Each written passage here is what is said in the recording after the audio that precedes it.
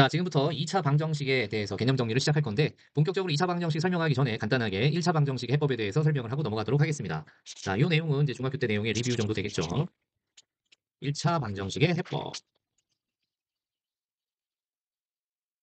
자, 그래서 그 꼴에 대해서 간단하게 한번 정리를 해보면요. ax 이퀄 b 이퀄로 정리가 되는 이런 방정식에서 아는 학생들한테 질문을 하죠. x는 얼마니? 그러면 아무 생각 없이 a분의 b요 라고 대답하는 학생들이 아직도 대부분일 거예요. 하지만 a라는 녀석이 x 앞에 곱해진 미지의 개수기 때문에 미지 개수 a가 0이 아닌 때와 0일 때로 나누어서 접근을 해봐야 되겠죠. 먼저 1번. a가 0이 아니라고 생각을 합시다. 그러면 x는 다이렉트로 우리는 a분의 b라는 거를 알아요. 그죠? 두 번째, 그런데 a가 0일 때가 문제가 되는 거죠. a가 0이면요. 0 곱하기 x는 B꼴이 만들어지는데 이때 B가 다시 0이냐 0이 아니냐에 따라서 근이 달라진다라고 볼 수 있죠. 자, 첫 번째 B가 0일 때를 생각해 봅시다. 이거를 땡땡이 2번의 기억이라고 할게요. 그러면 꼴 자체가 이제 0 곱하기 x는 0꼴이 돼버리죠. 이런 경우 x 자리에 어떤 실수가 와도 항상 0을 만들어주기 때문에 우리는 해를 뭐라고 하느냐, 이때 x는 모든 실수라고 얘기를 합니다. 자, 그래서 해가 너무 많아서 하나로 정의 내릴 수 없는 상황이 됐죠. 이거를 또 다른 말로는 부정이라고도 얘기를 해요. 그래서 x는 모든 실수 또는 부정, 이렇게 알아두시면 됩니다. 두 번째, b가 0이 아닐 때가 있어요. 자, 0 곱하기 x는 0이 아닌 상수 b꼴이 만들어진 상태고요. 그러면 이때는 방정식의 해를 뭐라고 얘기하느냐? 그쵸, 0에다 어떤 수를 곱했는데 0이 아닌 상수가 나올 수 있을까요? 없죠. 그래서 해가 존재하지 않는다라고 표현하면 됩니다. 해가 존재하지 않는다. 자, 해가 존재하지 않는 상황을 다른 말로는 뭐라고 하느냐? 불가능한 상황이라 그래서 불능이라고도 표현을 하고요. 그래서 1차 방정식에서 우리가 그 해법으로 알아야 되는 그 첫 번째 주의사항들, x의 개수가 미지수였을 때 조심하라는 얘기죠. 자, 두 번째 얘기에서 우리는 뭘 얘기해 줄 거냐? 절대값을 포함한 1차 방정식의 해법을 한번 생각해 봅시다. 절대값을 포함한 1차 방정식의 해법이다.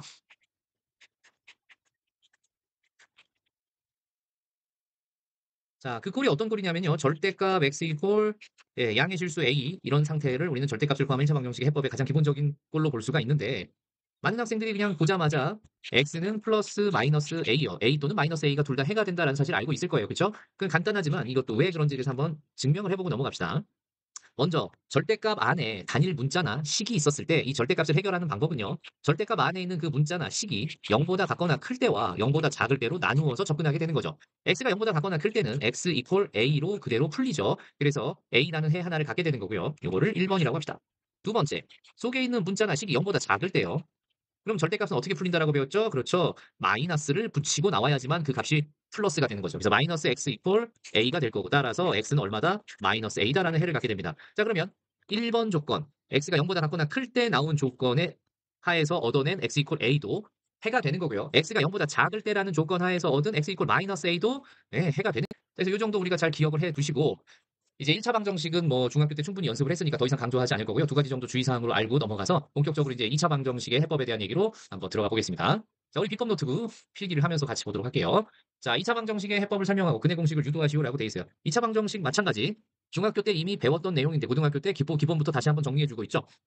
자, 그럼 해법은 어떻게 됩니까? 우리가 알고 있는 대로 한번 접근을 해봅시다. 먼저 ax제곱 더하기 bx 더하기 c는 0에 이 꼴 자체가 2차 방정식의 기본적인 형태인데, 주의사항 a는 뭐가 되면 안 된다? 0이 되면 안 되는 거죠. a가 0이면 왜 안 되죠? 2차 방정식이 아니니까. 그쵸?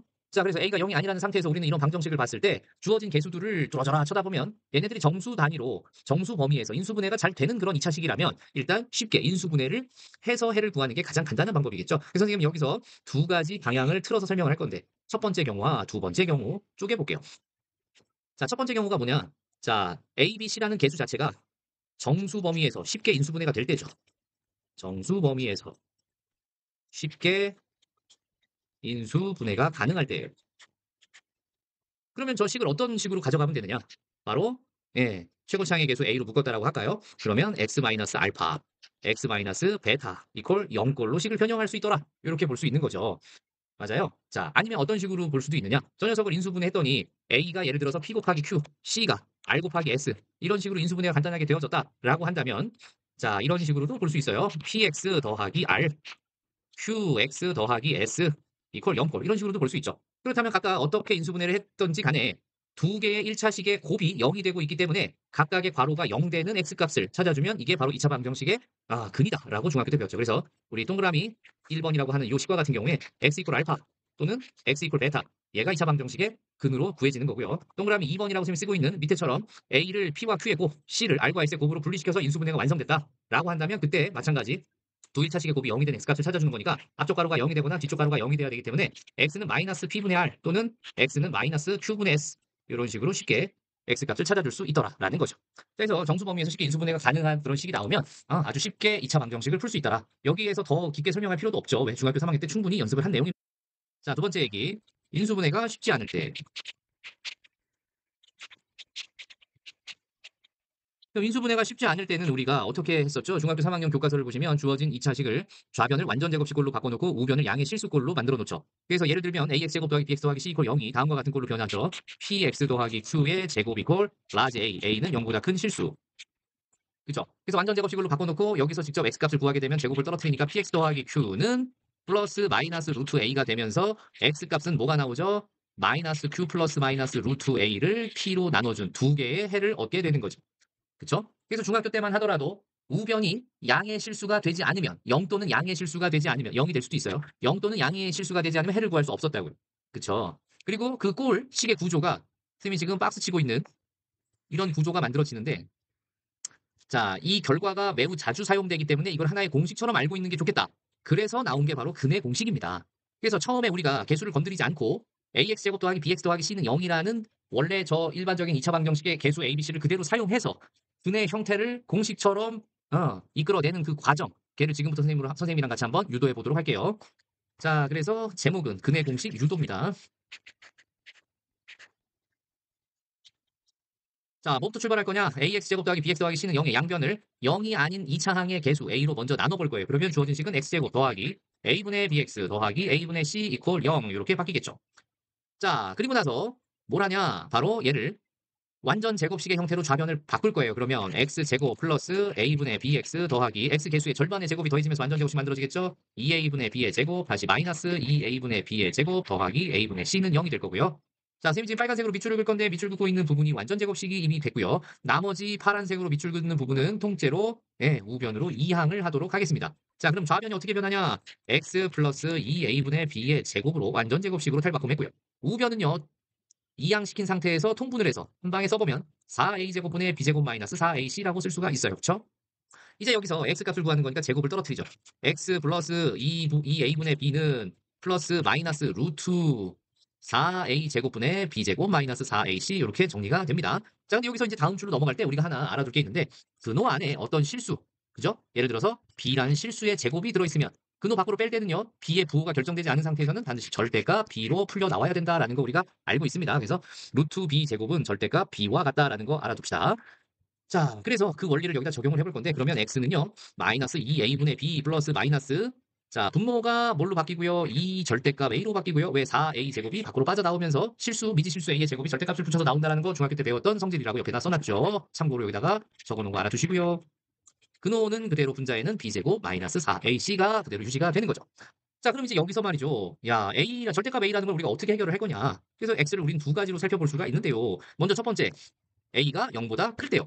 선생님 절대값을 풀 때는요. 아까 0보다 작거나 클 때와 작을 때로 나눈다면서요. 그렇죠. 하지만 처음부터 이 2차 방정식은 최고차항의 개수 a가 뭐가 아니어야지 2차 방정식이었다? 0이 아니어야지 2차 방정식이었죠. 자, 그래서 a가 0보다 클 때와 작을 때로만 나누어서 접근을 해보겠습니다. 그럼 0보다 클 때는요. 절대값이 그대로 a로 풀려 나오면서 예쁘게 통분해주면 분모는 2a분의 분자는 마이너스 b 플러스 마이너스 루트 b제곱 마이너스 4ac로 정리가 되고요.